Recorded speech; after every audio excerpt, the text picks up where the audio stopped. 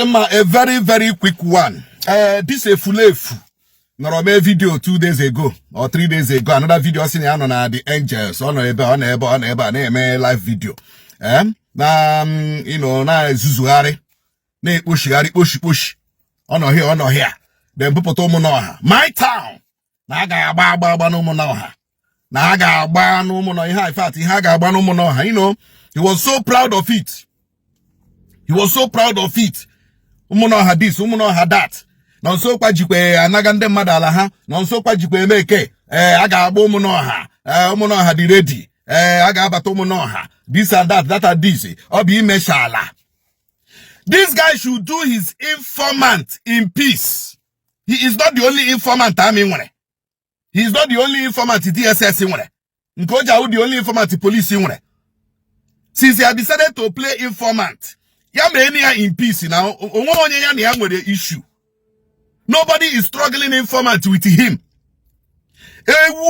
Awu police. Jota awu hame.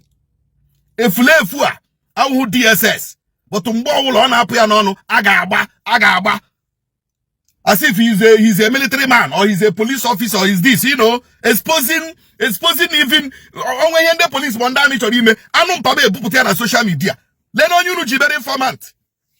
Leno ewu anumpama. Obo utobo eberima. Unu jibere informant. You know? Plan unu now with inde dunyerigi na ndegi na hana aru na kunu set ya up on sonkwa. Unu emege before that. Unu try go the second one or that. Plan unu now. Kunu chonu otunu sharu aruko non sonkwa na non sonkwa wonye umuoma mana non sonkwa no umuoma na aruko all your plan now but all your adakwa otunu si adambo. You people tried it the first one, you failed. You tried it the second one, you failed. You will also fail the third one. You will also fail the third one. Utobo efulefu ewu ano here a shameless idiot. Onyi here na heme abumanu nye obodie abumanu nye jinu liyo hewo anu mpama useless opo and a non-entity na enwe ihe ọma empty vessel ichoro ka na geba nta one word no problem now nke mu wi icho ya anya ju oyi icho oku enye nga oku that is me.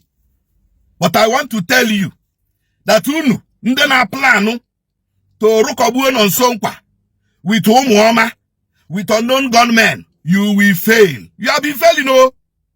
You have been trying it since 2021 or work. You did it 2022, you know work. 2023, you know work. 2024, you know work. 2025, you know work. You have come again 2026. You will fail. Idiot. Ewu. HMG. Since Ijele so a content creator. Iji umunoha my community, a content creator. Of course, here is evidence again. When a military man who post to me, he post through. That will also by the Meru ndi imacha ndi who command umuoma imacha ha. Imacha ha. Manacha no when we have a parole on so me MC. Mara no when we have a bad day on so we jemere ha MC. Imacha no when they are child dedication no so we jeme MC. So you were even there. And you didn't take picture. You didn't take video of Nonsonkwa. Ngome gerendu muama MC. Ekwa. Enokwa no more. Which means you were ewu now. You were ewu. Nga piga amu. Efulefu. Ime onwero nke inwe. Anu ohia tuwaru wanyi ime. Gona hu wanyi otuwari ibe. Ewu. Useless man. At 50. Inwe holo. At 50. Inwe hudi. Inwe hu wanyi. Ewu. At 50, onwe big about your own. At 50, there is nothing. Onwe here at 50. Zuzu. No so kwa ki Ijele content creation. Abi, Ijele content creator. Ijele ahashige ya content creator. Oko ga bag. Idiot. Utobo. Efulefu. Useless entity. Chineke gba oko. Ali Igbo kubuo gudia. Abara kpuogo ishi dia in a zuzu. I am waiting for you and then they're gonna have plan guy who no plan go. I am waiting for you people. ana m echekwa unu otu ihe unu na plan ka unu rụkọgbuo na nso nkwa wit ụmụ ọma echebe unu na echebe unu di ihe niile unu na-eme n'Imo State ahụ na ndị na-eduhie unu wụ at the end of the day there will be no evidence. I am waiting for you people. Akwụsịra na nso nkwa na-emere ndị ụmụ ọma MC na m na-emere ha MC na wedding, m na-emere ha MC na housewarming, m na-emere ha MC na child education, m na-emere ha MC na traditional wedding. We are waiting for the video of the MC and the pictures of the MC because MC gets a photo. I guess a photo agara. So agara. You must have taken pictures. I am nete. Ozu. Ina weyala. Useless idiot. Lego lotiri. You don't HIV see how you look.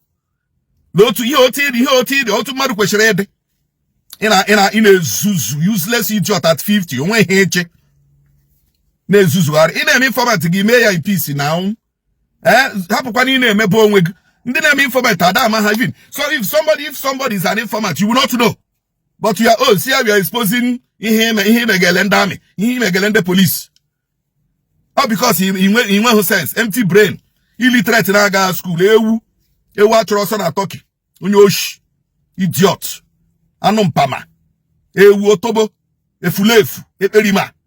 I am waiting for you.